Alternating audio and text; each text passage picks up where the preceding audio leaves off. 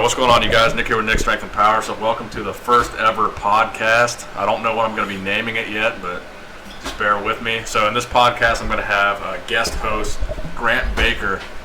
So we don't really know what the plan is going to be as far as who's going to be a permanent host or how many hosts we're going to have. But for now, it's going to be me and Grant. So Grant, go ahead and introduce yourself. You may recognize me from hitching deadlifts in some of Nick's older videos and losing to him in an arm wrestling competition.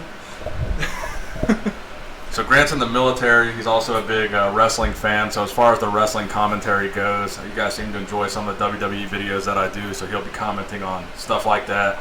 So basically the way the podcast is going to go, we're going to try to cover some topics ranging from bodybuilding to wrestling to miscellaneous current events and sports, such as the Mcgregor and Mayweather fight. So that's kind of what you can expect. I would imagine the podcast will probably be anywhere between an hour and 2 hours long. Just to give you guys kind of a longer format type of video, since most of my videos are 5 minutes long. You guys seem to really want the longer style of video. So the first topic that we're going to cover here is going to be the fake weight situation. How you've become the fake weight crusader. Because apparently I started a trend on YouTube with making these videos about the fake plates. So that's going to be one of the first things we cover is with Brad Castleberry and the recent Mike O'Hearn call out, whether or not Brad is actually going to show up at this call out. So essentially what happened, if you guys haven't seen the video, I made a video about Brad Castleberry and his whole fake weights thing. So recently him and Mike O'Hearn were at an expo, and Mike O'Hearn essentially called him out to do a kind of an NFL Combine style workout with this ex-NFL player. The name of this guy escapes me, but he's some kind of super strong NFL player. And the plan was to do bench press, I think they said sprints, and box jumps. So one of the main things that people associate with Bradley Castleberry and the fake plates is the bench press that he does with 7 plates on each side, which is the equivalent of 675 pounds, which is a world record. So that is the question, is whether or not he will show up and actually bench that much weight. I definitely find that interesting, because you just made a video, or just released a video rather, on Stan Efferding. What'd you say? It was his best bench for one? 606 was Stan Efferding's best bench press. So he did 606 in an official fucking like SPA or SPF powerlifting meet. So it was official, legit, raw, unequipped.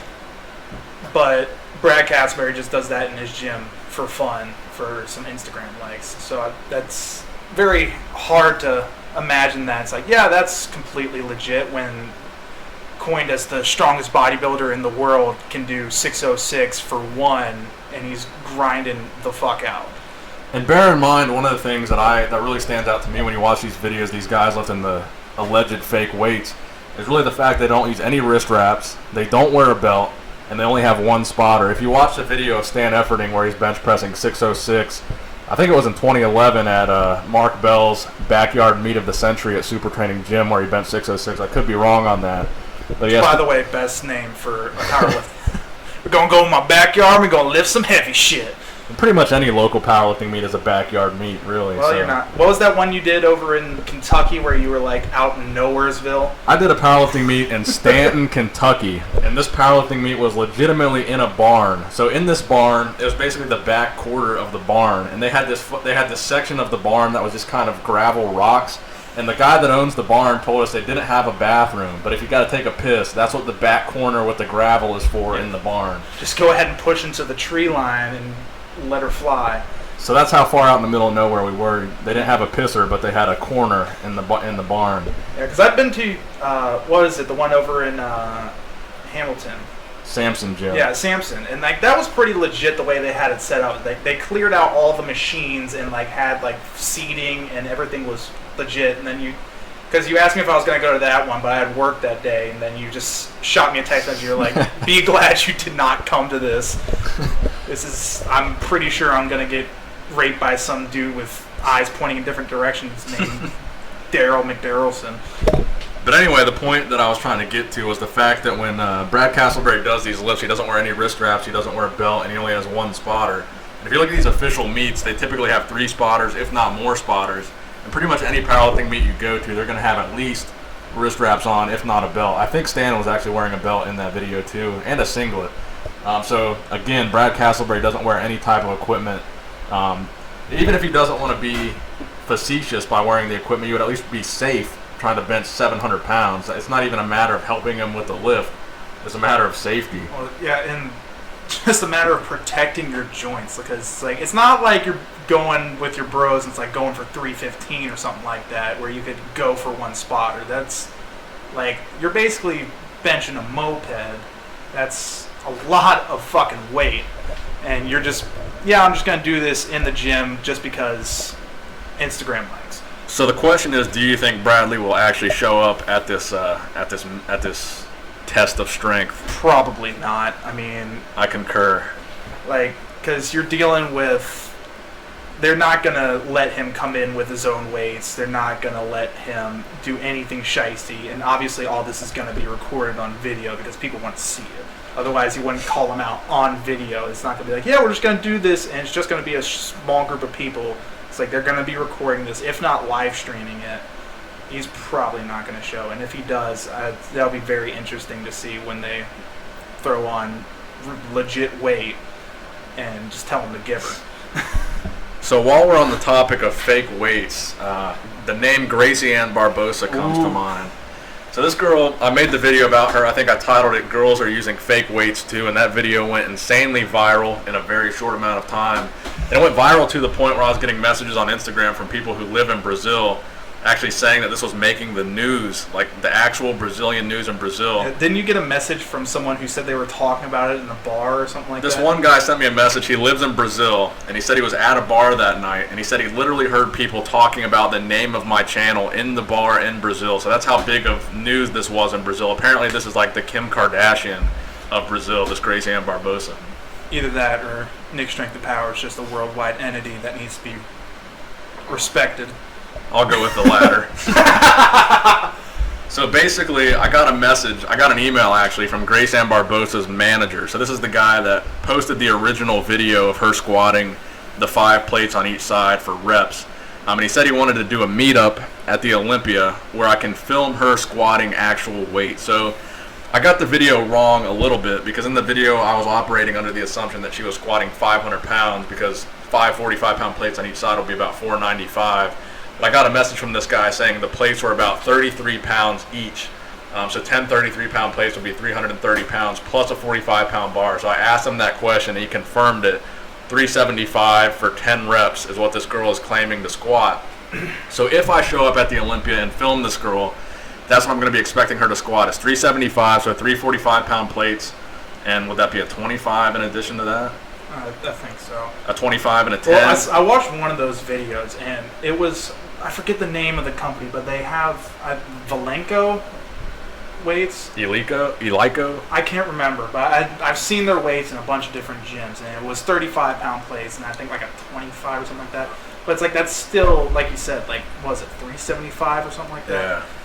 That's, and with no strain, for like solid sets. So I just wanted to make that correction that I did get that wrong in the video because I was assuming it was 500 and it was really 375. But the interesting thing is I had a lot of people messaging me saying the plates were 10 kilogram plates, which would make it 22 pounds each, which would be 22 times 10, 220 plus a 45-pound bar, 265. Now, if that were the case, and she had told me she was squatting 265 for 10, I would actually believe that. But she still claims it's 375, so I still don't believe that's a real amount of weight that she could squat for 10. I mean, if she can, good for her, but let's be a little bit realistic here, is that you might have a commandingly large ass, but that doesn't mean that you're going to be taking 375 to the ground for a full set. And that's what I said when I responded to the email. I said, if she can really squat that much weight, I'll be the first person to admit when I'm wrong, and I'll put it on video, I'll put it on my channel, and admit that I was wrong. But that's how confident I am that she can't squat that amount of weight. Because ever since I made that video, she posted a couple follow-up videos on her Instagram and on her YouTube channel where she's squatting 3 plates and 4 plates, and she gets them for maybe 2 or 3 reps. So assuming those plates were, again, the 20 kilogram plates, or the 15 kilogram plates, which would be the 33-pound plates, she's still only squatting them for 2 or 3 reps, and she was straining when she was squatting them. So maybe she's claiming that she can squat them for 1 or 2 reps, and just the fact that she can squat the weight, period. But I think in the video where she's squatting them for 10, there's no way she's squatting that for 10. I would believe that they were the 22-pound plates. My biggest problem with all of these, which never really gets addressed in either and just any videos about fake weights is sound, because anyone who's done any sort of workout where you're having 2-3 plus plates on each side, there's a lot. It's really clangy and loud, and in neither of Gracie-Ann Barboza or Brad Castleberry's videos they ever have any noise, or like you don't hear them jangling against each other or anything like that. Usually they don't even move, which is interesting in itself, and they never have clamps, which I don't understand. If you're gonna do a legit 675 or 375 or what have it be, so why would you not secure that in case everything flies off the rails and you're just staring death in the face? No, thank you. So when I say fake plates, I just want to clarify what I mean by that. I just think she's squatting an amount of weight. She's claiming to squat an amount that she can't really squat, and if she's not claiming it, she's trying to give off the illusion that she's squatting more weight than necessary. Because if you look at the video that I reposted of her squatting the 5 plates, she has the plates on the inside of the bar and on the outside of the bar turned inward, so you can't see the numbering on the plate. So even if she doesn't claim to be squatting 500 pounds, they look like 45-pound plates. There's 5 of them on each side, and she's facing them away from the camera, so you can't see how much they really are. So she's trying to give the illusion that she's stronger than she is. So when I say fake plates, I mean I think she's lifting less than she claims to lift. Now, lest we forget, another huge perpetrator of the fake weights is Mr. Nick Strength and Power with his 400-pound curl. That was legit. It was 100% legit. Yeah, those definitely weren't rubber CrossFit plates at my old gym. That one, I'm surprised you held on to that, because if you go back and watched, what was it, Slaughterhouse Arms, or whatever the video was? Yeah, that video's got like 15,000 views recently. It got a whole bunch of views. I thought that was a good video. Y'all need to get on that. But so before my channel blew up, we actually put a lot of production value into workout videos. We would take like the DSLR camera into the gym late at night when no one else was there, so we could film for just hours. We made a bunch of videos back when I had probably 10,000, 15,000 subscribers. And none of those videos really got any traction or got any views. But now that I've got up to 100,000 videos, or 100,000 subscribers, there's all kinds of people requesting that I start making workout videos again. So I will start making them again. The videos are there. You just gotta look for them. Yeah, you can look on my channel. Just type in workout videos. That should be what I tagged most of those videos under. And also, I feel like I'm not sure if I'm speaking for you, but whenever, like, because usually I'm the one filming if we do workout videos, or if you do workout videos rather, and it's hard to get a good workout when you're filming, because it's like you're going back, you're looking at the video that you just shot. It's like, was the lighting right, or was the camera too shaky, etc., etc. And it's a lot of bouncing back and forth between checking your camera and actually trying to get a workout in, and it's hard to find the balance in there, because I'm by no means a professional like cameraman or anything like that. We're just basically going in there, shooting from the hip. Yeah, pretty much. Just trying to find the best lighting, and trying to find good camera angles.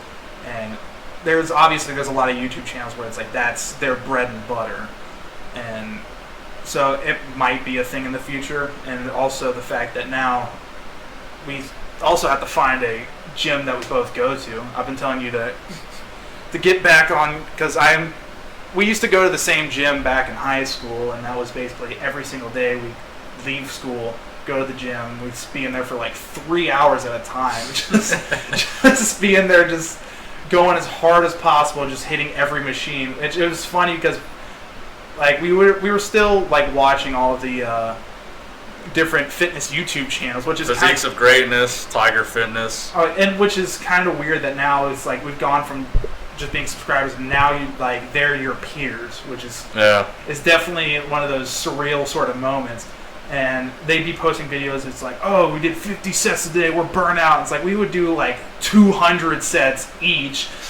We would just be in there until we just couldn't move anymore. And we're like, all right, time to go home. And then we go meet at school the next day. It's like, dude, are you sore? Yeah, I fucking can't feel my shoulders. But CT Fletcher says there's no such thing as overtraining, so I think we're doing it right. See, and I have my own personal opinions about that. Is that there's actually a video about the 40% law, which is adopted by the Navy SEALs, about basically when you think that you're at your absolute like peak of effort and you cannot give any more, essentially that's You can get 5 more reps. Well, it basically says that it's like that you're only to 40% of your full potential. And I forget the channel's name escapes me. There's an entire channel where they like basically show people that this is like a true thing. I can remember there was a video on I think it was like a 45-minute plank, and there was like this entire Navy SEAL group of guys that were taking just regular people and showing them it's like you can do a lot more than you really think that you can. Right. And so it's like a lot of people that like say it's like, oh, overtraining, baby. It's like you're not even close, to be completely honest. It's like when you see like UFC fighters, for example, where they'll go do strength and conditioning, and then they'll go do boxing, and then they'll go do Muay Thai, and then they'll go do jiu-jitsu, all in the same day while they're fitting in meals and trying to see their family during a fight camp, which can last usually like 8 weeks, 10 weeks, what have it. It's like they're working out essentially 4 times a day. And if you don't think that boxing or Muay Thai or jiu-jitsu is working out, go ahead and do that and tell me how you feel right afterward. So it's like, and as far as the mentality of quote-unquote overtraining, as far as pushing yourself further than what you think is comfortable for you, is getting outside of your comfort zone, I'm all for that. But saying that's like, oh, I'm overtraining, I'm going past the limit of the human being, not really. I mean, you're training hard. And this brings me back to why I picked Grant to host the podcast in the first place. Is back when we first started filming those workout videos, Grant was so helpful in terms of trying to figure out the best lighting and trying to hold the camera. And he was always the cameraman for those original videos, so I thought he'd be a good co-host for the podcast. That is the key to any good workout video, is finding the goon light, which is a phenomena that we have discussed. Fitness is 99% good lighting and 1% the diet and the exercise. We was dancing in the goon light. We call it the goon light. Because everybody knows that one space in their gym where they're standing there and they just for the perfect gym selfie. You all know that spot. We call it the goon light. Where you're like, even if you're like 17% body fat, it still looks like you have abs and like all the veins are popping. And it's like, this, I don't look like this, but here I do. And this is where I'm going to take the picture to put on Instagram and tell everybody hashtag beast mode, hashtag hard work and dedication, and all this other bullshit. Goonlight t-shirts available now on strengthandpower.com. That's another thing, is when are you going to get your fucking merch going? Because it's like, I've seen your comments and everybody wants to know about it. And I'm in the process right now of talking to a lawyer and getting my LLC. So basically what an LLC is, it's a limited liability corporation. And basically the reason that I would want to do that is, number one, it limits your liability. And number two is you get a tax ID number for your business. And in order to set up a website that has a viable, basic, like a shopping, what's the word? Kind of like a shopping interface where you have a shopping cart and people can pay and use their credit card on your website, you have to enter a tax ID number to get that set up. And rather than using my personal tax ID, if I get Nick Strength and Power set up as an LLC, Nick Strength and Power as a business would have its own tax ID number for my website, which my lawyer advised me would be the best way to do an online merchandise type of things. That's my plan for merchandise. So once I get that LLC set up, that's when I'm going to have live merchandise on my website. Because you still have shirts, don't you? I've got like probably 200 shirts in my basement right now, Nick Strength and Power shirts. But that's the other thing with merch, is finding the correct garments. And we've talked about this before, is because like there's a lot of people that they'll put out shirts and it'll just be on like bullshit garments where it's like they don't fit well and they're just like shitty. They're just shittily made. And it's like, it's one of those things where it's like, yeah, I buy the shirt and then it comes in, it's like, I don't like the way this fits, but I'm too lazy to return it, which, I mean, both of us are very guilty of, because we are Amazon connoisseurs where we'll buy. I've got 2 shirts laying on my couch right now that they came in. There were some Chinese bullshit knockoffs where I was just like, well, it looks, but yeah, pretty much, is that you just look at it and you're like, well, that's not exactly what I was looking for. And by that, I mean, it's a hunk of shit. And I only spent like $3 on the fucking shirt, and that's why I bought it. It's like, oh, fuck yeah, I'm getting a deal on a Black Flag shirt, a Black Label Society shirt, which are actually both of the... Anyways. And me and Grant are typical gym rats, so we know that most of you gym bros out there are looking for a shirt that's going to hug the guns and not hug the love handles. So when I do come out with shirts, they're going to be shirts that fit really good and not just bullshit, whatever the cheapest material shirt is, because I know, I've looked at my demographics on YouTube. Most of you guys are ages 18 to 25. So that means most of you guys are typical gym bros, and you're gonna want a shirt that hugs the guns, probably a small, medium, or a nice fitting large. Size extra medium. Medium. And I'll put that out there right now. If this podcast gets to 1 million downloads per month, I will get a tattoo on my ass that says "Hug the guns, not the handles." You're shooting for the stars on that. I just hope this gets 10 downloads in the first episode. So that's the other thing. I guess when we set this up, it's going to be live on iTunes. So if you guys are seeing this on YouTube and you want to subscribe to the iTunes feed, I don't know the name of the podcast yet, but when I do know the name, it'll be probably the title of this video and it'll be in the description of the video. So just search that on iTunes, and you guys can go subscribe to the feed. Because this is ground zero, infancy age. We literally just bought the microphones and the audio interface and the software, and this is the very first time we're recording on it. So this is really the raw product right here. Comes down to sort of the hope it sticks attitude that we end up taking on a lot of things, like archery. Yeah, that's another thing. I saw a couple people comment. It was on one of your subscriber thank you videos where your bow was sitting next to your desk, and that'd be up to you if there would be a blog in the future, because I know you said you want to stay away from blogs, but I feel like with like the vloggy type of channel, you have to do stuff that's like interesting. It's like the same way with like people on Instagram. It's like they only post shit that's like interesting to look at. It's like, hey, I went to Chipotle. No one gives a fuck about your fucking burrito. Fuck your burrito. So I don't know if you guys watch too many channels outside of kind of like the fitness and bodybuilding world, but one of the channels that I subscribe to is Outlaw. If you guys are familiar with Outlaw, he's got kind of like a redneck comedy channel. He's also a dipper, so he chews tobacco, and that's kind of one of the things that he's kind of famous for. But basically, this is a guy that I watch all the time. He's actually a friend of mine. He follows me on Instagram, and I've talked to him before. I've gave him some diet advice, and I set him up on a keto diet a while back.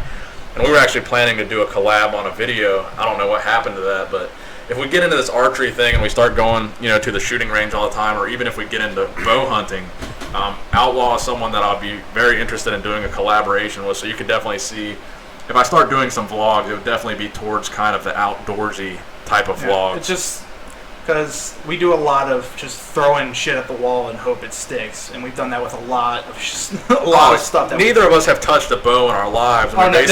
We sunk $500 each into this archery thing, just trying it out, and we just went and bought a bow and started shooting it. Well, this all sort of stemmed from us just listening to Joe Rogan's podcast. Shout out Joe Rogan. Yeah, he's definitely going to notice this.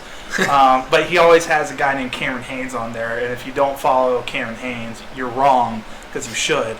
He's one of the world's greatest bow hunters, and he's also a super marathon runner. Actually, I think right now, he might be done, but I remember seeing on his Instagram story is that he's doing a 24-hour race last time I checked, which is absolutely insane. And his rationale behind it is that he demands so much from his body, so he has to train as such. Because like this guy, he's not just sitting in a deer stand waiting for some whitetail to walk by him at 30 yards. Is that he's like running up fucking mountains, chasing down elk and rams and all this other stuff. If you follow him on Instagram, I'm pretty sure it's just at Cameron Haynes. It's absolutely insane what this guy does. And when Joe Rogan has him on his podcast, the way that they like romanticize shooting a bow and like the pure bliss they get from like just releasing an arrow down range. They make it sound so sensual. Yeah, they really do. Is that they just like, and we're just like, well, it sounds like they're having a lot of fucking fun with this. I want to have a lot of fucking fun. Although we're never going to be anywhere near the level that Cameron Haynes is on. Oh God, no. We're just going to Bass Pro and shooting at the free target range. Well, I mean, there might be some complications with that. We call it free. Everyone else calls it $14 an hour. You just blew that. We're Nick Strength and Power VIPs, though. We know people. Yeah, because they definitely give a shit about the bodybuilding channel over in the archery section at Bass Pro. And we were just like, well, let's give it a shot. And worst comes to worst, we sell everything on eBay. And it's a lot of fun. And I was surprised at how quick we ended, because we didn't go to like teachers or anything like that, and that's where the throwing shit at the wall and hoping it sticks. Is that we literally just sat down and watched a bunch of tutorial videos on YouTube, and we're like, all right, fucking give her. That's what we do for everything. That's what we did for this podcast. We watched about a dozen videos on how to get started with a podcast. We figured out what we needed, got on Amazon, ordered that shit, and here we are. Yeah, throwing money at the wall and hoping it sticks. So I also wanted to give a shout out to Louis Marco. So Louis Marco, a lot of people tried to kind of invent a beef between Louis Marco and myself, including Grant. Oh, that was just based off of pure controversy and views. That because I saw it in the comments, it was just like everybody was talking about how like, oh, fuck Louis Marco, your channel's way better, and vice versa. In Louis' comments, like, oh, Nick Strength and Power biting vids off Louis that he did 3 years ago, and I was just like, you know what? Let's go ahead and start some controversy here and just see what happens. So Grant actually wanted me and Louis Marco to have a beef, but I was like, nah, man, I don't have any problem with Louis Marco. We gotta get this shit straight. So one day I decided to make the video, kind of clearing the air and really letting it, making it apparent that I didn't have any beef with Louis Marco. So I just wanted to give him a shout out because I've noticed that he followed me on Instagram. I follow him back, and he likes and comments pretty much everything I post on Instagram. So he seems to be relatively supportive of what I'm doing, and I see him comment some of my videos as well. I try to comment his videos too, and just be positive. So I wanted to give him a shout out for just following me and commenting my stuff, because it seems like we've really done a good job of squashing that beef. And to that notion, if we ever want to set up a charity MMA fight between Louis Marco and Nick Strength and Power, I will promote it like Don King. I'll set my hair up all crazy like his. I'll wave tiny American flags, or whatever flag Louis Marco's from. Yeah, again, Louis, I have no problem with you, but if you want to get some views and we want to make a fake beef, I'll be happy to jump in. I'll be happy to jump in the octagon with you, and we can do like a charity MMA fight. I think that would be hilarious, and I think the fans will love that as well. That's one of the things I was thinking about doing when I started seeing these comments in the comment section, this Louis Marco beef stuff. I was going to message you and say, why don't we play this up? I know you see the comments, I see the comments. Why don't we act like there is a beef and just kind of like hype the shit out of it, and we'll get some views out of it? But I decided to go the other route and kind of try to squash the beef because I don't want that smoke. Pussy. I don't need that drama in my life. This channel is trying to be an entertaining and educational That's channel. also a massive problem on YouTube. Is that those are the channels that burn out the fastest, are the channels that built themselves on controversy. They're gone in a day. There's no consistent content behind it, because if people are arguing, it's like you're gonna get views and everything like that. Sorry about that. Bless you.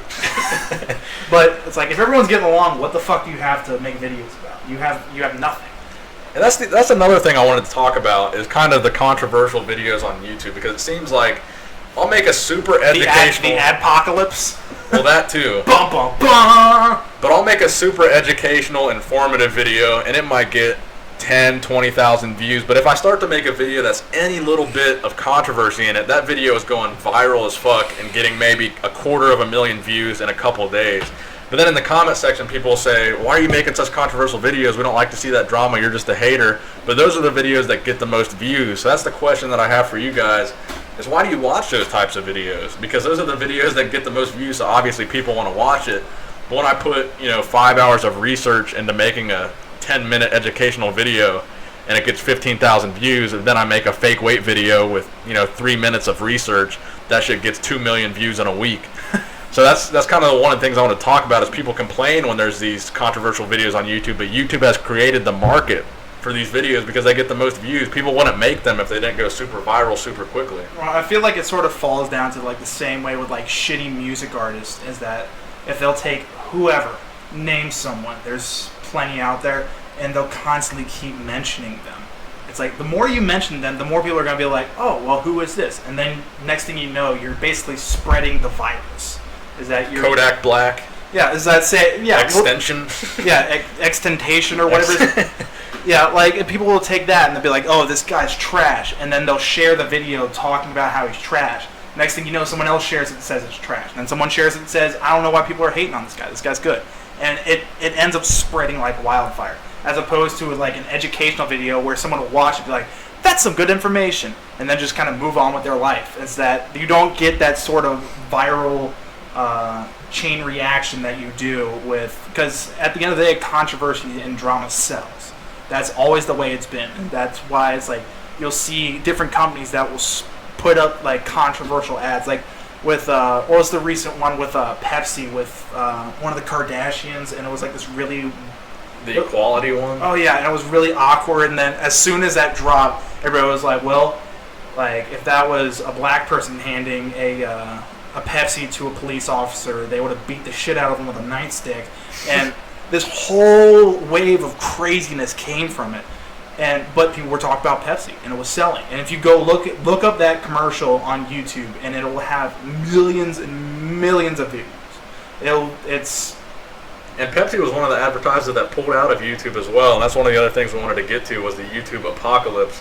Where the advertisers recently pulled out because of controversial content. I guess their ads were being played on controversial videos. It all started from the PewDiePie thing, which if you don't know about that, look it up. I'm not going to explain it because it's a long. It's some bullshit. Well, basically, he put up a video that was really controversial, and it wasn't really. It was meant to be, but not really meant to be, and a lot of people, because he had his own personal. Excuse me. Sorry, we're drinking beer over here. It's late. We're drinking water. Yeah, we're definitely not cheating on our diets. But he had his own personal thing going on with YouTube where he had like a show on YouTube Red, and they ended up pulling it, and a lot of different advertisers backed out because he's the most subscribed YouTuber. And people were like, oh, well, this is what you support. This is what you're putting our ads on. It's like, I don't want to have anything to do with it. So a lot of advertisers started pulling out, which made it harder to get. And then, well, let me back up. Is that once these advertisers started pulling out, YouTube, to save face, basically started up a new algorithm for all the different things that can demonetize a video. And Nick, I'm pretty sure a perfect example of that would be my fake weight video that I did on Grace Ann Barbosa. So originally, I made a video about her, and I titled it Fake Butts and Fake Plates. And in the tags of that video, I used like hashtag fake ass, hashtag fake boobs, and all that good stuff. So basically what a tag is kind of a keyword that people will search, and that video will come up. So basically in YouTube's new algorithm, they've kind of had their system set up so that anyone who uses tags like that, their video will be prevented from being shared as often or popping up in people's timelines as often, or even if you click the bell notification on that channel, in some cases you won't get a notification for a video that has a controversial tag. So a perfect example of that is when I posted that first video, it only got 20,000 views, and it was the exact same content as I had in the second video. The second video, I removed those controversial tags. That video got 2 million views in less than a week. So it's a perfect example of YouTube's algorithm really trying to hold people back from posting anything controversial. And even if what was I going to say?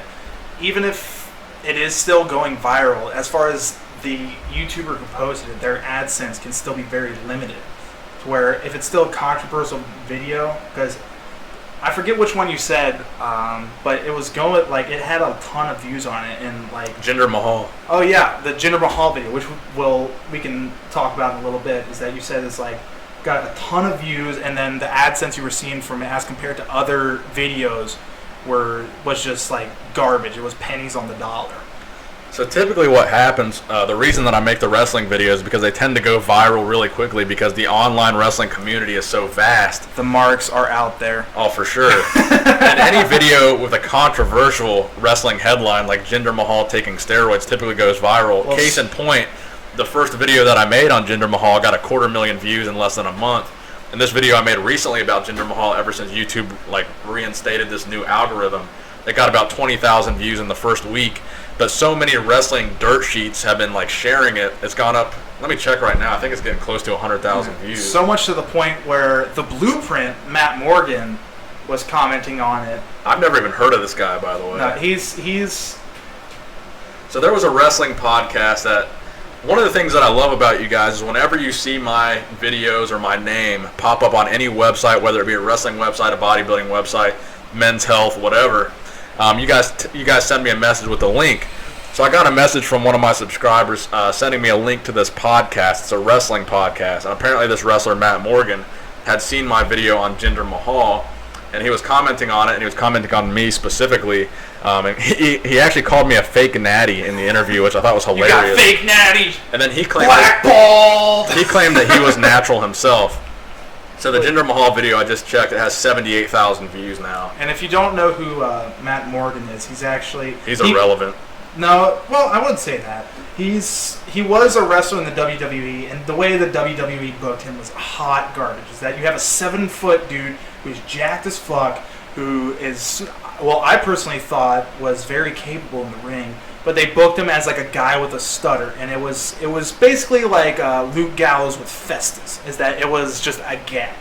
Is that he would murk people in the ring, but like on the mic they would have him just sitting there stuttering the entire time, and it was just an absolute joke the way. And I'm personally glad that he ended up going to TNA because he had so much more success there. So they booked him as he's the blueprint for like the greatest athlete or what have you. I can't remember off the top of my head because I haven't watched TNA in probably about 10 years. No, last time I watched TNA was the Jeff Hardy meltdown at Bound for Glory in 2011, which if you haven't seen that, is fucking hilarious. I love the Hardy Boys, but I can't not laugh at that video. Is that if you don't know what it is, basically he came out fucked off his head on drugs or alcohol or whatever, and it was just blatantly obvious. He was like, it took him about a year and a half to actually come out from behind the curtain or up the ramp, and they basically told Sting, was like, finish this as quickly as possible.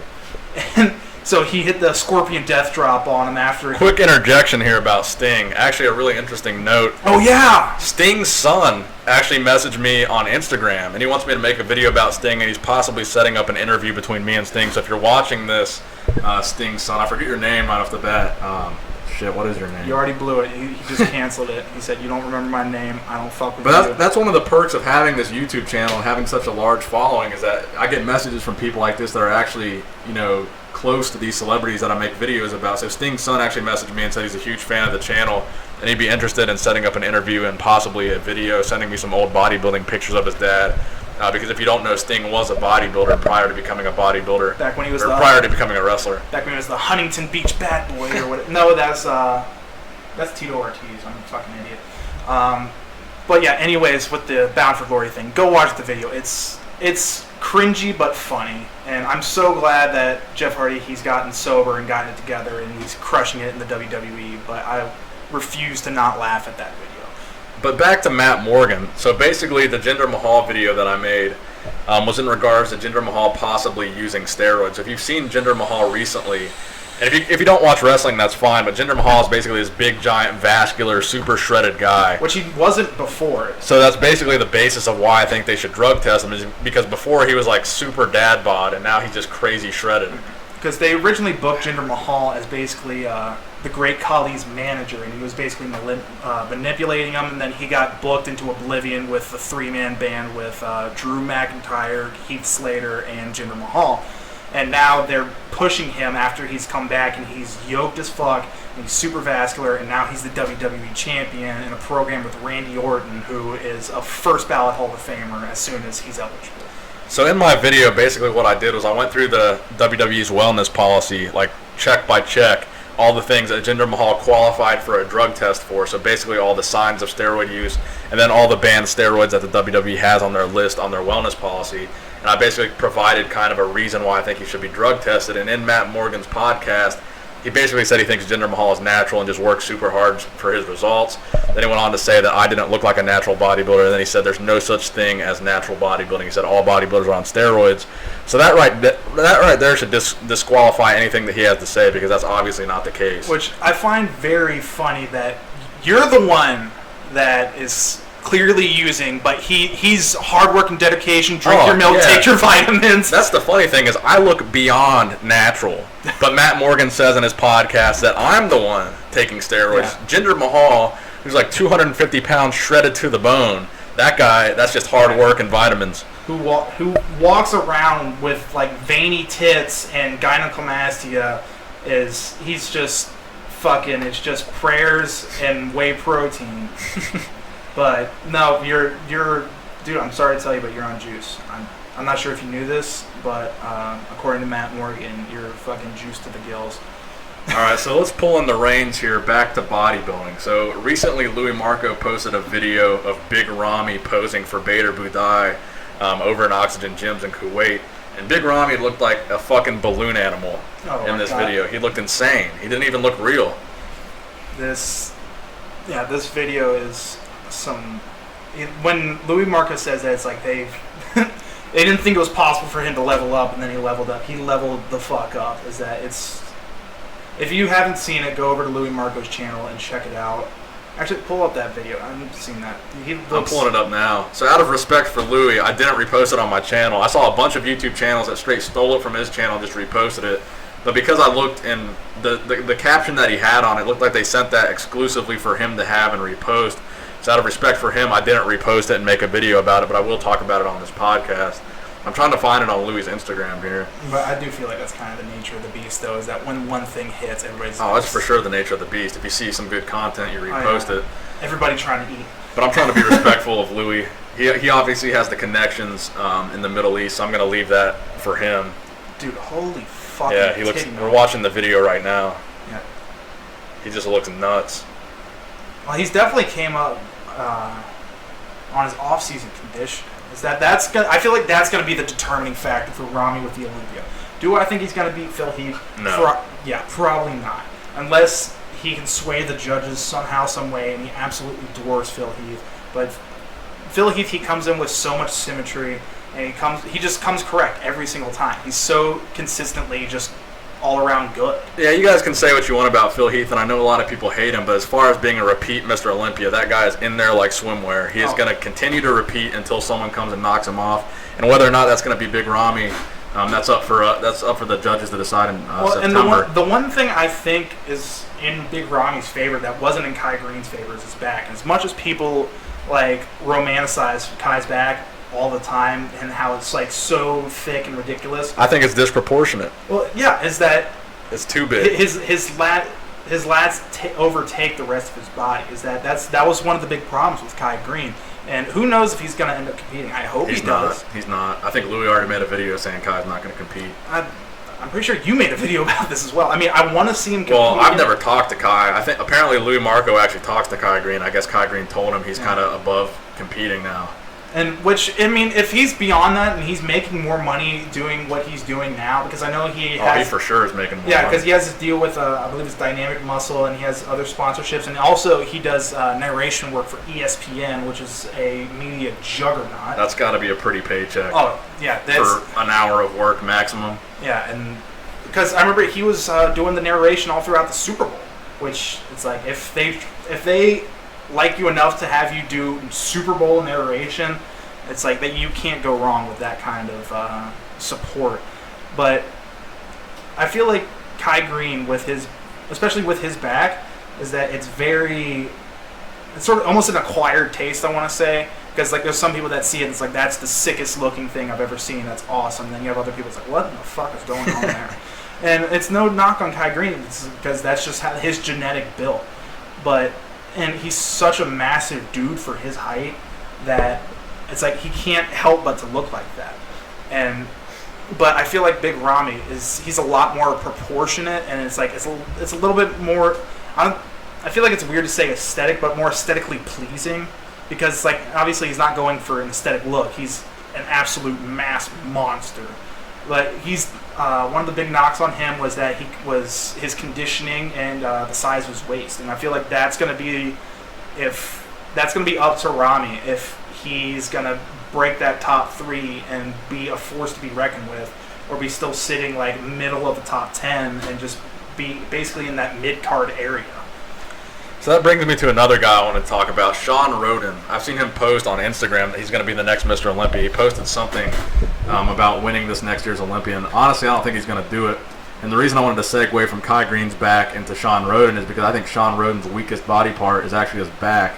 If you look at a lot of the photos from last year's Olympia, when he stands next to Phil in those back double bicep shots, Phil destroyed him in those shots. But Shawn Rhoden, his look he's the most aesthetic look as far as your Mr. Olympia competitors. Let me shut this window. I think he was, but his waist recently has gotten a little bit of a miniature bubble gut going on. Which is definitely that's a lot bigger problem for Shawn Rhoden than these other guys, because that was his appeal, is that he's basically has that golden era-esque physique, as far as like he has the really tight V taper, and he's very proportionate, and he's very aesthetically pleasing to look at. And as opposed to like these guys who come up and they're just like yoked to the tits, and they've got these huge guts going on. They just look like balloon animals. And you have Shawn Rhoden over here, who has like this very sleek, streamlined look. So I feel like if he comes in with like the whole quote-unquote bubble gut going on, this is going to be a big problem for him, more so than anybody else who would be coming in looking like that. So basically, as it stands right now, my prediction for the top 3 at the Olympia, I think it's going to change a little bit, but not a lot. I think Phil's going to win it again for sure. And I think the 2 and 3 spots are going to be between Big Ramy and Shawn Rhoden. I think Dexter is going to slip this year. I saw Dexter post a picture on Instagram recently saying he's 48 years old. So I don't know how much longer he's going to be able to hold on to that top 3 spot. So I think this might be the year that Big Ramy cracks that top 3, and I think he's going to crack it by beating Dexter. I definitely want to see Ramy get his...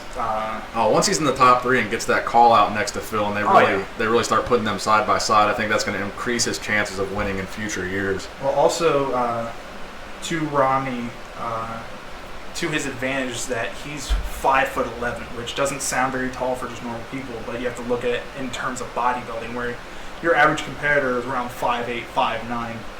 Yeah, I think Phil Heath's about 5'9". Which is insane to think about, because like... I'm 5'9". Yeah, I'm short. But they walk around, like Phil Heath walks around off season at like 280 pounds, competes at 250. For the record, tell them how tall you are, Grant. I'm 6'3", 6'4" on a good day, and I'm currently walking around about 220.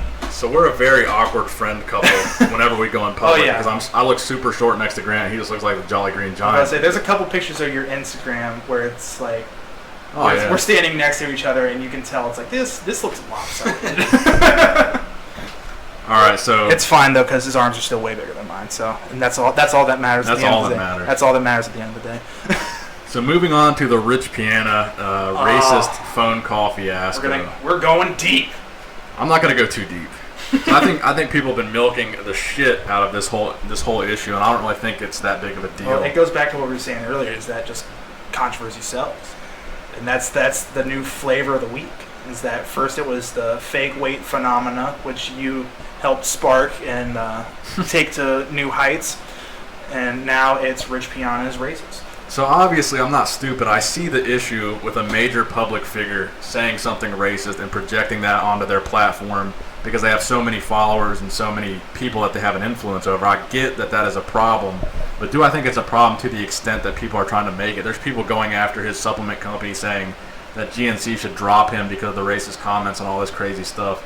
And honestly, I think, Rich Piana, he's a freak show. Let's be honest about it. The only reason people are watching his channel is because they want to be entertained. They want to see something crazy. They want to see something freaky. Let's be honest about it. No one is going over there to hear Rich Piana's moral philosophies and how he feels about people of a different color. Now, was it wrong for him to say what he said? Absolutely, but what do you really expect from the guy? Yeah, he's famous for just being a big freak. He's not famous for being a pastor. Yeah, I mean, he has plenty of good viewpoints on like certain things with bodybuilding because he's been in the game for a while, and even that people will tell you he's like, no, he doesn't know what the fuck he's talking about. Yeah, the only advice people are going to his channel for is nutrition advice, training advice, and drug advice. No one is going over there to kind of adjust their moral compass and watch a Rich Piana video and change their attitude about how they feel about black people.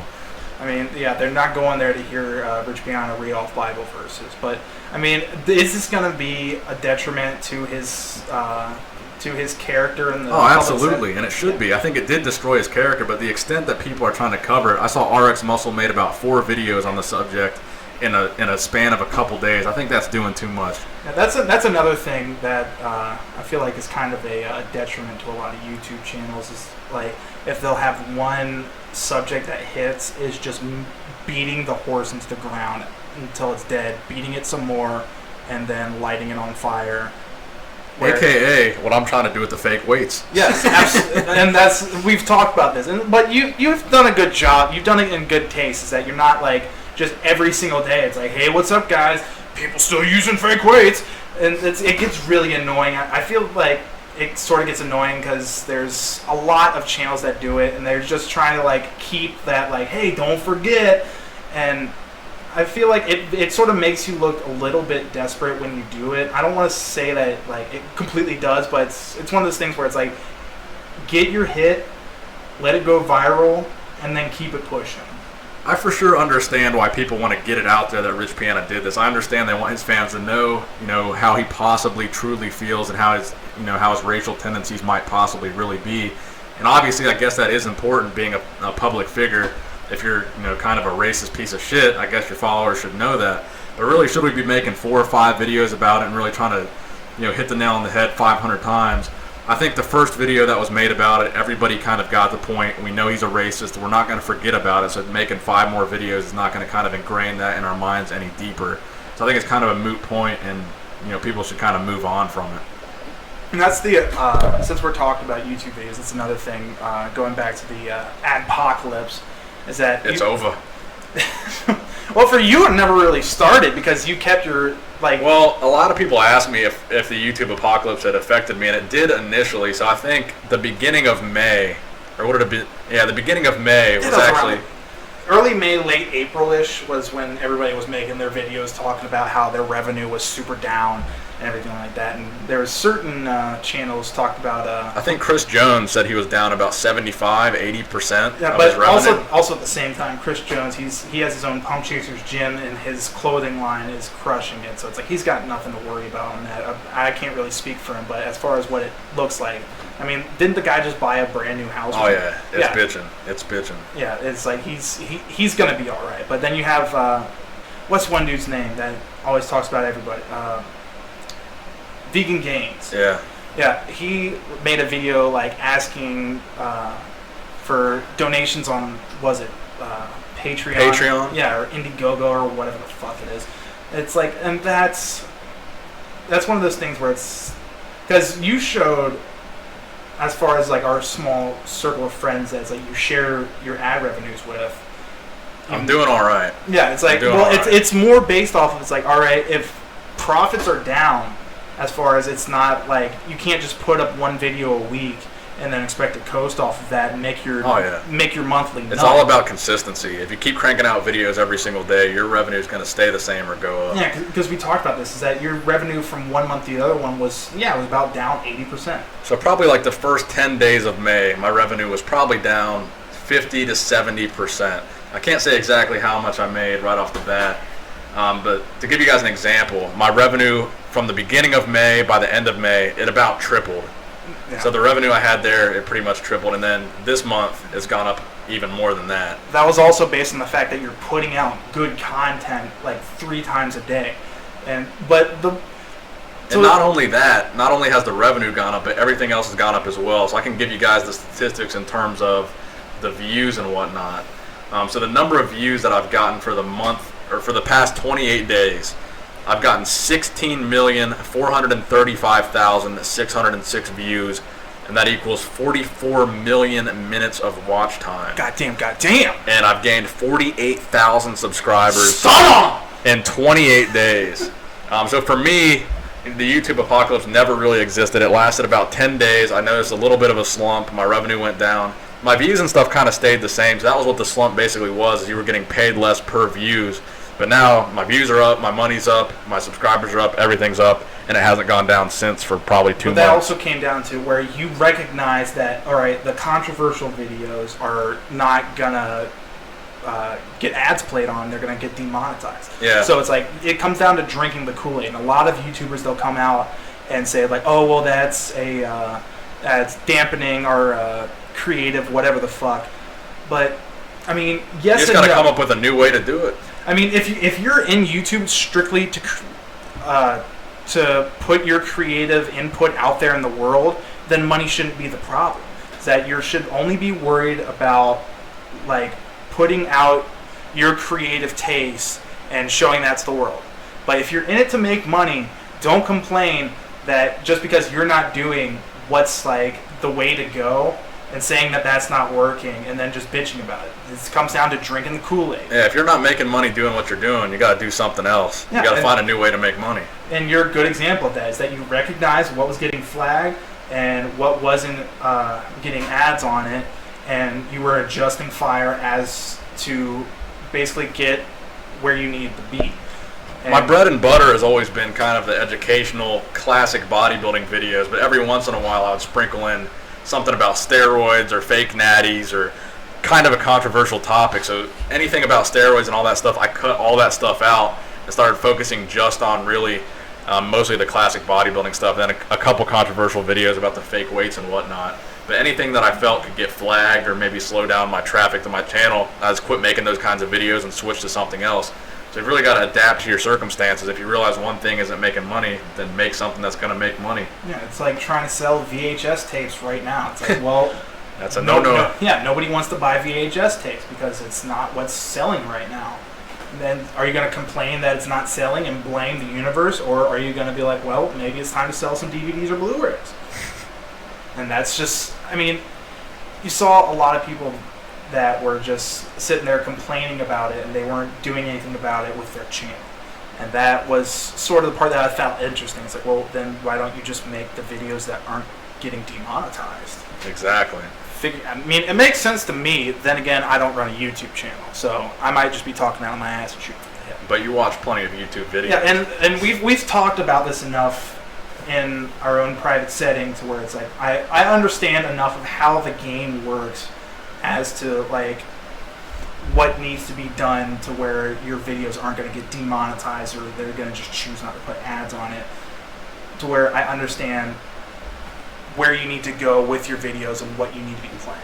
Yeah, so that's the other thing they'll do. I forgot to mention that. They don't, not only will your videos slow down on getting traffic, but I had a couple videos in that first week of the apocalypse that straight up they just demonetized the video. They took away monetization rights for those videos. I think one of those videos was about Andreas Munzer. He was a bodybuilder that died, I think from diuretic use was really the cause of death. He had all kinds of tumors and stuff all over his body from the steroid use. And in that video, I used a bunch of hashtags about steroids and all that stuff, and they straight up just demonetized that video. So I had that issue with a couple videos in the first week of May, but ever since then I kind of adjusted the way I made my content. I never got another video demonetized again from that point forward. Drink the Kool-Aid. So what else here? Kevin Levrone, he's going to do a pro show this summer. Do you think he can win a pro show? I'm not sure about when. I think if he comes correct, which he knows how to do, obviously, over the better portion of his lifetime he's been doing this game. He's been a professional bodybuilder. I feel like he can place well. I'm not sure about when. Because you also got to realize time and age ain't on his side. Let's be completely honest. He might look good, but that might just be for his age. Do you think he can bring his legs up? Or do you think they're gone? That's up to Kevin Levrone at this point. Is that if he's going to ignore the fact that everybody's saying it's like you need to bring your legs up, and he's just going to be like, fuck you, my legs look awesome, he's shooting himself in the foot. If he's listens to the people that are saying, hey, if you really want to make waves, you have to bring your legs up. And granted, that's a lot easier said than done. We all know this. It's like you can't just say, well, I want my arms to be bigger, so I'm going to train arms 3 times a week, and then they're going to be bigger.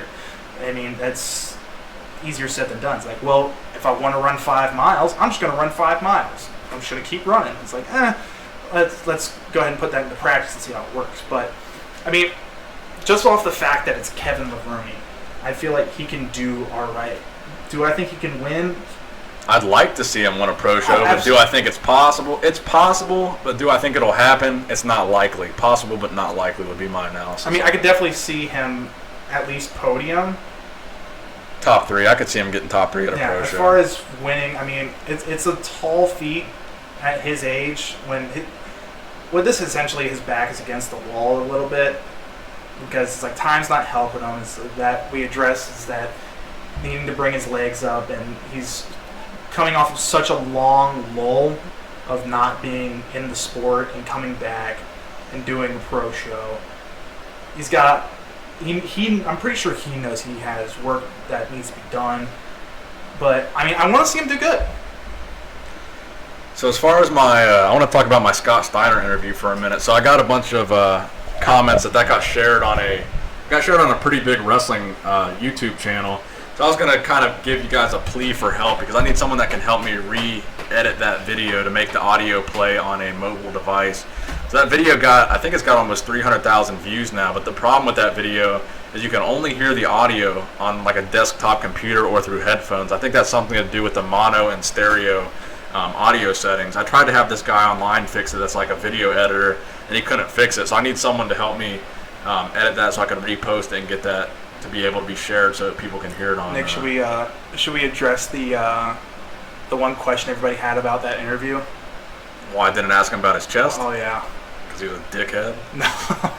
No, because and you told me I'll go ahead and say it for you. Is that basically when you went there, they said you have to have all of your questions written out and you have to show them to Scott before he answers them. And if there's any that he doesn't like, you can't ask them. If you do, just take it upon yourself to ask them.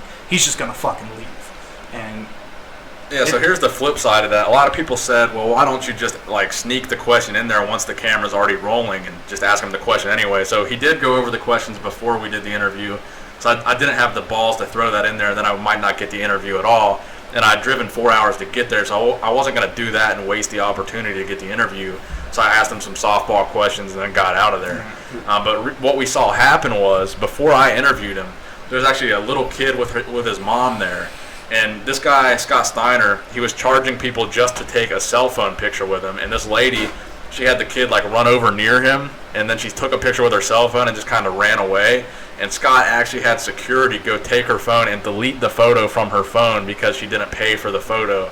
So when I saw that, I knew I couldn't sneak the question in because as soon as the interview was over, he would take my camera and delete the video. Yeah, you can't just be like, he was a dick.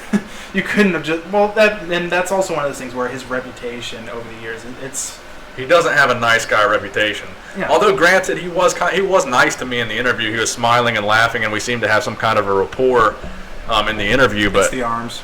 Yeah, it was probably the arms. It's just the arms. That's it. And I was wearing a Nick Strength and Power shirt, so he probably knew what was up. Well, I mean, you can't just walk up on. It's also like sort of. You can't just walk up on a guy and just throw a microphone in his face, and be like, "So, sir, your chest looks like shit," and then just hold a microphone in front of his face and wait for his reaction. It's like that's what people, I guess, were expecting out of the video. It's like, so what the fuck's up with your chest, dude? That shit looks weird. And then just hold a microphone in front of his face and just stare at you through his sunglasses. I mean, obviously, I wanted to ask the question myself because I want to know the answer too. But obviously, I didn't want to lose the opportunity to leave there with something because I knew. I mean, you still got a lot of good content. I mean, 300,000 views. That's not too shabby. I did think it was funny, his take on the statues. It's like, where the fuck do you think those are? Yeah, sitting in Hunter's fucking bedroom. Yeah, we did get some good little gems from him about fuck the WWE, fuck the McMahons, and fuck Triple H. So those are some pretty good segments in that interview. So if you haven't seen that interview, go check it out. I am pretty amazed it got that many views, 300,000, and you can't even watch it on your phone. So that's a lot of views. Yeah, you can always count on Scott Steiner to give you some good shoot heat. So in the future, I'm going to try to get more interviews with wrestlers. Probably try to get another Scott Steiner interview because what we did was we went down to this little local shithole kind of a wrestling. Them good indie gymnasium shows. It was way down south, like in the bottom corner of Kentucky. It was in like some like high school gymnasium in Owensboro, Kentucky, I believe. Indie as fuck. 4 hours away, an 8-hour round trip. So I didn't want to lose the opportunity to have something. So at least we got some kind of an interview. And that was for 50,000 subscribers. And I did that, I think, in April. So a couple months ago, I was just hitting 50,000. And here I am almost at 120. Well, and something that I figure we could talk about, even though it's a little, well, not a little, but far past it, is your experience at the Arnold and what it could we could foresee happening for this year. Because last year, I'll let you talk about it. So when I went to the Arnold this past year, well, I guess it was still the 2017 Arnold, I had probably half a dozen to a dozen people come up to me recognizing who I was from my YouTube channel. And at that point in time, I probably only had less than 20,000 subscribers. I think the second day of the Arnold was when I hit 20,000 officially. So at that few subscribers, I was having a significant amount of people, as far as I'm concerned, coming up to me and recognizing who I was and shaking my hand and saying they enjoyed my videos. So now at this point, I have 6 times the amount of subscribers I had last year. So hopefully I'll have at least 6 times the amount of people come up to me and say hi to me at the Arnold. So we are prepared and excited for that. We will have the whole entourage there. Well, also, we'll see if we can get Nick in a booth with a sponsor. Nick Strength and Power booth. That's not what I meant at all. You ain't got that kind of pull yet. Don't get a big head. I don't fucking know. Pretty sure I just got a loud ass AC unit. You guys can probably hear that in the background even. I thought it was his cat. No, my cat's upstairs. So another thing we should probably just jump right into, which is the talk of the town right now, is it is official: Mayweather versus McGregor for August 26th in the T-Mobile Arena in Las Vegas, and Floyd Mayweather is going to win. I agree with that. But this is the one thing that's been driving me up the goddamn wall. And I've seen so many people on ESPN and First Take or whatever fucking show it is. They're talking about how Conor McGregor is not going to land a punch and Mayweather's going to knock him out. And if you believe that, then you should go ahead. I want you to take your right hand and look at it. I want you to ball into a fist and punch yourself as hard as you fucking can in the face, because you're an idiot. The reason I say this is because, one, Mayweather's not a knockout artist. The last knockout he had was against Victor Ortiz Jr. in 2011, and even that was a sucker punch. If you go back and watch it, there was a trade-off in a clinch where Ortiz headbutted Mayweather, and they took a point from him, and afterwards Ortiz was trying to apologize to him, and Mayweather just stilled him. When his hands were down, he was trying to apologize with his arms out. So, oh, I'm sorry, McGregor, and blam, blam, knocked him out. That was in 2011. We're talking about a 40-year-old man. Granted, he's the best defensive boxer of all time. I'm going to call it right now. I think McGregor is just going to straight starch Mayweather. He's going to knock him the fuck out. Well, and that's what I was talking to some guy about on Facebook, which I mainly posted a status on Facebook talking, and I basically said, if you think that Mayweather is going to knock out McGregor, then you believe in flat earth and that dragons are real. Mainly just to get people talking, because I just think it's funny. But if there's a stop, it's going to be because McGregor starched Mayweather. Do I think that's going to happen? Very slim chance. But I am going to bet on it, because the underdog odds on Conor McGregor are going to be insane. You can bet $100. You're probably going to win $500 to $1,000 off $100. Here's my thing, though. Imagine if I don't know what the Vegas odds are on it yet, but imagine if that happens, though.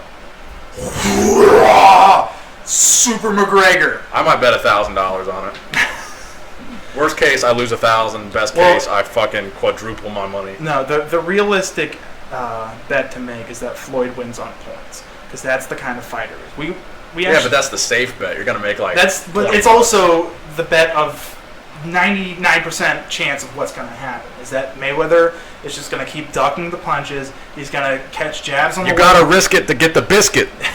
There's no. All right, and here's my thing: is that I find kind of interesting is that Floyd likes to tie up to rest. Go ahead and try that with Conor McGregor. Tell me how that works out. That's when you're entering his world. Is that there's no chance in hell that Mayweather was going to step in the octagon with McGregor. He's too smart for that. Talk about the video they posted of that guy, McGregor's sparring partner, going head-to-head with him. Yeah, they were trying to hype it like they could just tag McGregor anytime they please. Well, here's my look at it, and with my extremely limited scope, very limited scope. But this is what I look at it as: is that if you're a amateur pro fighter, you brought in to be Conor McGregor's sparring partner, and you know that they're going to be filming, and they're like, all right, we're just going to go half speed, and we're going to like move around a little bit, throw a couple punches, and just warm up a little bit. And you can ask a lot of pro fighters. I've heard a ton of stories about this happening, where you'll have some guy that's out there and it's like, oh, I'm gonna fuck him up. He's going half speed, I'm gonna go full speed. And that's what I think came from this video. I can't remember the guy's name off the top of my head, his sparring partner. But there's a video out there of Conor just getting tagged, and he's like, it's basically making Conor McGregor look like a chump, and which he's definitely not. He's one of the greatest fighters that the UFC's ever seen. Is that he is Mystic Mac. Everything he said that's going to happen, he's made happen. Even him fighting Nate Diaz at 170, gets choked out, says, fuck you, I want the fight again, and I won at 170. I don't give a fuck about 155. And then beats him in 5 rounds on the decision, which was a killer fight. That was, I still think, one of the best fights that I've seen in several. Oh, no doubt. But you have this video of him sparring. It's basically like Brendan Schaub from on his Big Brown Breakdown podcast said the best, is that it's like watching a walkthrough of an NFL team, and you're thinking that's what it's going to be like in the game. Is that it's like, oh fuck, Tom Brady's missing passes, and the offensive line is just letting the defensive line walk all over him. This is bullshit. It's like, no, that's practice. And it was just one of those things where everyone was commenting, like, oh, this Conor brings this into the ring August 26th, he's gonna get fucking starched. It's like, that's not real. that's not what reality is instilled in. Is that I definitely think Conor McGregor is gonna do a lot better than people think. Is that this whole notion that Conor McGregor is not gonna land one punch is fucking ridiculous. Oh yeah. So I also wanted to talk about, apparently CT Fletcher has like a strict curl world championships every year. Why the fuck didn't you go? That's what everyone's saying on Instagram. So next year, I'm saying it right now, I will be at CT Fletcher's strict curl world champion competition. So he said it, so it shall be. It shall be done. So my best curl was 165 pounds at 165 pounds body weight, and people were saying, they sent me a message, I think they said like the best curl was like 135 pounds, and the guy was like 200 pounds body weight. So I think I'm definitely going to do that next year. So be on the lookout for that. Now, granted, we have to travel across the entire country, but ain't nothing but a thing. We've got to do it for the views. That's all that matters. Do it for the views. So recently I posted a video about Lou Ferrigno's calves. Did you watch that video, Grant? Actually, calf implants? I saw a little bit of it. What do you think about it? You didn't watch the video. No, I didn't. I'll pull it up on my phone right now. I watched at least half the video. I don't know. I stay away from like the whole synthol shit just because I don't really give a fuck. I mean, if that's your thing, fucking go for it. Look like an overfilled stretch. I think pretty much every bodybuilder in the Mr. Olympia competition, they're using some kind of site enhancement oil. Oh, and especially like back in the 90s, that was... Now we're coming to fruition where it's basically like us realizing that Santa Claus didn't exist. Like, what? You're telling me he didn't naturally have fucking 35-inch quads and a 30-inch waist? So can someone clarify this for me? Because some people say that the synthol wasn't even around in the early 90s, but other people say it was. So someone can comment and clarify that, because I'm not entirely sure. See, motherfucker, I watched it all the way through. I just don't remember shit. Damn.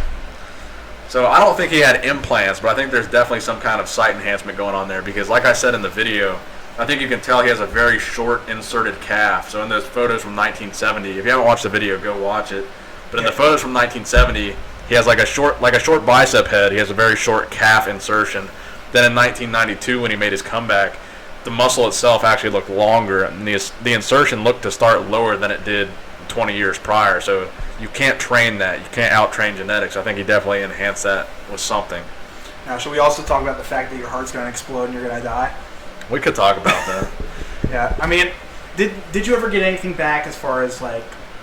Nothing concrete. I mean, and also one thing is that I think sort of contributed to all that is our reckless abuse of pre-workouts back in the day. And for the record, I'm 7 weeks clean of pre-workout and caffeine. Yeah. Minus the occasional Diet Mountain Dew, but I don't know how much caffeine that even has in it. But other than that, haven't had any coffee or any pre-workout in about 7 weeks now. Sometimes you just gotta do the do. So for those of you that have been following the channel for a while, you've probably seen the videos that I made about my heart. So basically what had happened was, one day I woke up and my heart was just beating out of control. I actually talked to this guy on Facebook that had a similar instance, and he described it very well. He said it felt like there was like a little bird fluttering around in his chest, and the beats like felt irregular and very fast, like a combination of irregular beats and very fast beats. Well, when this all started, you texted me while I was at work. Is that I work as a Grant's an EMT. Yeah, I work as an EMT, and you sent me a text message that said, "Hey, dude, I think I'm gonna die." I'm like, I was about to send him the password to my YouTube channel so he could carry on my legacy when I pass away. He sends me a text message like, I think I'm going to die. I'm like, do I need to come over there? Because I was in my ambulance at the time.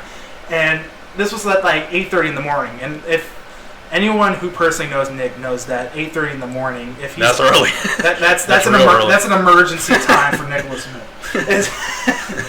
So he was like, I don't know, man. It feels like my heart's beating out of my chest. And it feels like it's going about 1,000,000 miles an hour.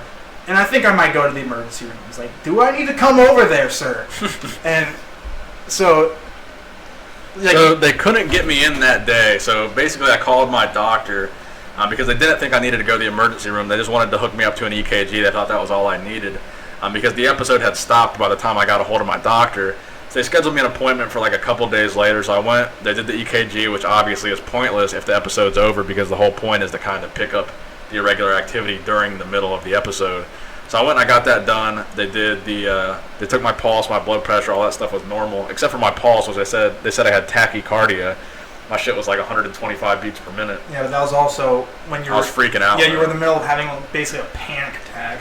Because basically I thought I was going to go there and they were going to hook me up to the EKG. And I thought they were basically going to tell me, you're going to die.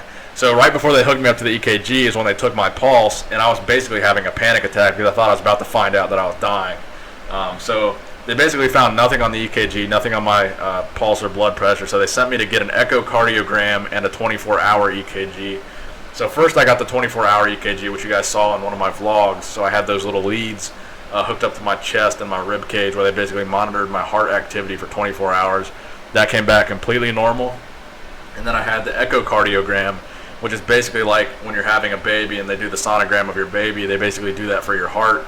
It was kind of a weird process, really. It took about 35 minutes for them to take this thing. They put that creepy jelly shit Oh, they put the gel on me. They were rubbing it all slow and seductive. And they basically took... I felt violated. They had like a little stick for the sonogram, and they basically took like every angle of my heart, and they would hold it there for like a couple minutes at each angle, and it was pretty awkward. Basically, that came back completely normal, and I was kind of worried I had some kind of valve problem, but I guess that wasn't the case either. Also, the fact that you were drinking like 10 cups of coffee a day. I was drinking a lot of coffee. This was leading up to my college graduation, so I was freaking out and drinking a bunch of caffeine, trying to get all my work done towards the end of the semester. Probably some lingering effects from back in the Wild West days of pre-workout. Oh, when we were in high school and Jack 3D first came out, this was the unregulated Jack 3D with probably all that dimethyl bullshit in it. Pure cancer. We would take about 4 scoops. I mean, you would. This motherfucker. I remember one time we were going to the gym. He comes to pick me up. His shit was like his shaker cup was like. It looked like pudding. Oh no! It was like glowing neon yellow. I'm like, how many fucking scoops do you have in there? He said, oh, about 5. And that's what I thought was funny because now you'll see on every gym meme page on Facebook or Twitter or Instagram, it's like, oh, when you take 3 scoops of pre-workout, and it's like that was like a daily occurrence for us. Oh no, the memes that you see now, it says when you take more than 1 scoop. Back in the day, we would quadruple the dose. And I think it's funny because recently some kid in Ohio just died because he drank too much caffeine. I think he was a high schooler. I think they said he was 17, and he had a total of... He was like 17. I think he might have been like 19 or whatever the fuck. He had a total of 300 milligrams of caffeine, which is all he drank was a regular Mountain Dew, an energy drink, and a small cup of coffee from McDonald's. 1 scoop of Jack 3D had like 250 milligrams of caffeine. So we were downing like 1,000 milligrams of caffeine within a 30-minute span before our workout. So we were definitely living on the razor's edge there. There was also the creme de la creme of Hemo Rage. Hemo Rage. I had a very bad... Nutrix Labs. Dude, like...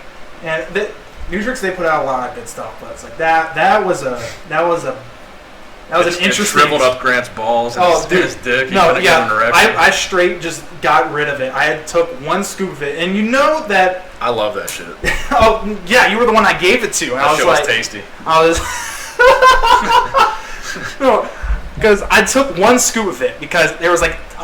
anyone who remembers that stuff knows that there was like 11 different warning labels that said, only take 1 scoop. They're just like... And you know we took 3.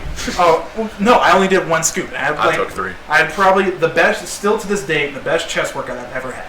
My dick and balls shriveled up to about the size of a cashew sitting on an almond for about 24 hours. And it was terrifying. And my heart was beating out of my chest. It was just freaking out. I could like see smells and hear colors. I was just like, I don't ever want to experience this ever again. So then Nick took it and then probably did about 3 scoops. Oh, I love that shit. That shit was great. I was not What a else fan. did we take? Yolk? What was Yolk 3? Oh, yeah, What Yolk. was that supposed to be? Yolk, it was a nitric oxide. So that was actually one of the first nitric oxides, if I do remember correctly, which is probably bullshit and someone's going to roast me. So any of you bros that have been lifting for like more than 5 years, I think I've been lifting for like 10, and we're talking about the high school days. So do you guys remember when Vitamin Shop and GNC had like the off-limits section? Oh yeah, there was always in the back, like the back left corner of Vitamin Shop. They would have like a little case corner of like fucking extreme test boosters and like all borderline illegal shit, like pro hormones and all that shit. Do you guys remember back in those days when they had the danger zone? The danger zone. No, I remember we went to Vitamin Shop one time because you have a Vitamin Shop right next to your house actually, and we went in there, and I remember they had like a clearance rack as well, and that's where you'd also find plenty of sketchy shit where it's like, well, we have it on clearance because after the end of this month, it will not be legal in the United States. So buy it now. And I remember bought one where it was like straight said like androgen or something, like it was like straight the name of like a steroid, and it was like some test booster. I bought it, I walked in, I read the label, cross-referenced. Oh yeah, we came out to my car, he read the label, Googled it in my car, he turned straight around, went back into the store. I just returned it. I was like, returned it. No thanks. He's like, this can't be legal or safe. Yeah, especially give me back my money. Yeah, especially for like a 16 or 17-year-old, however old I was at the time, to be taking that, just like a straight, like some sketchy fucking borderline steroid. That and like remember the New Zealand Amazon supplements? Oh yeah. That would just came in like newspaper. That's what. Well, I'm not gonna say his name, but that's what one of my friends used to take. He's a teacher now, so we can't talk about that.